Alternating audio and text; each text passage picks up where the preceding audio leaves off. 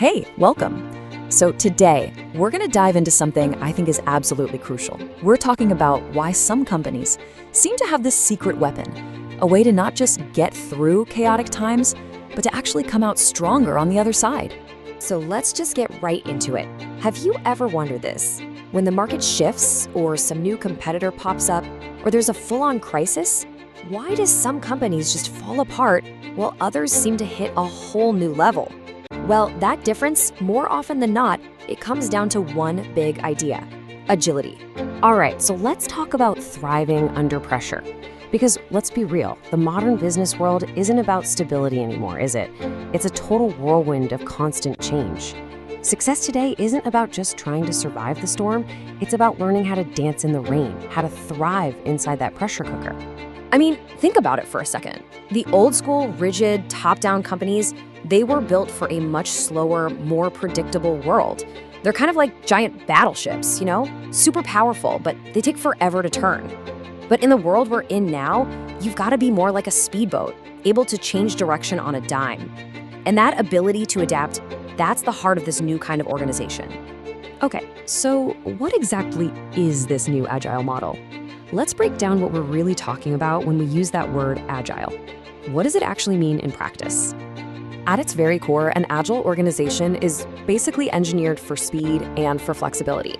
And look, this isn't just another corporate buzzword, okay? It's a really deep, fundamental shift in how a company is built and how it thinks. It's a design that's meant to embrace uncertainty instead of fighting it. So this whole idea really stands on three essential pillars. First, being able to make decisions quickly and, just as important, effectively. Second, building a culture where innovation isn't a special event, it's happening all the time. And third, being incredibly responsive to whatever the market throws at you. Just think of these as the legs of the stool. You need all three or the whole thing falls over.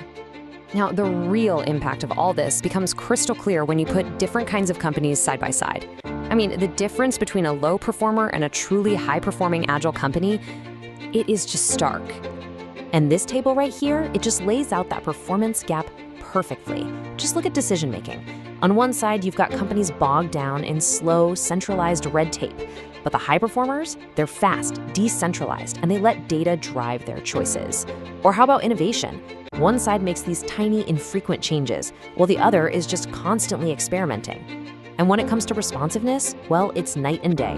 One resists change, the other adapts almost instantly. Okay, so we've seen what agility looks like, but how do these things actually lead to real-world success? Let's get into the mechanics of how it all works. Let's kick things off with decision-making. You know how it is in traditional companies, right? Waiting for some approval from way up top creates this huge bottleneck that just slows everything down to a crawl. Well, agility completely flips that script.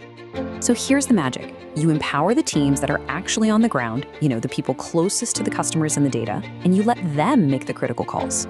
This lets the whole organization act on new information instantly and then learn from it and adjust in real time. All of a sudden, your speed isn't a problem anymore. It's your biggest competitive weapon.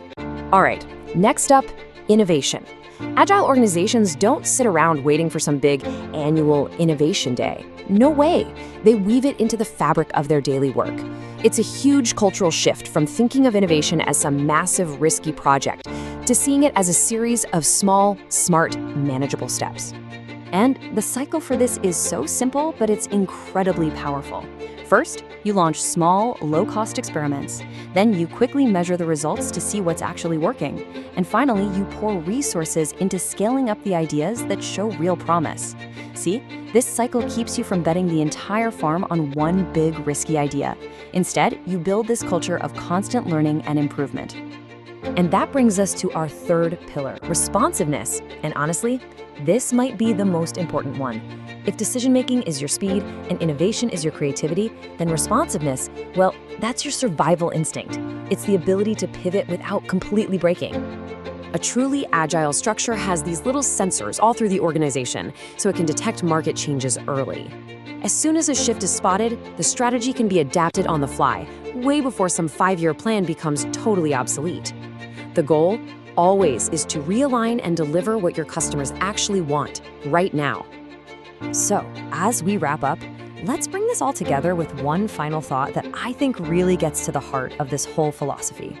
Because at the end of the day, agility isn't just about speed for speed's sake. It's a mindset.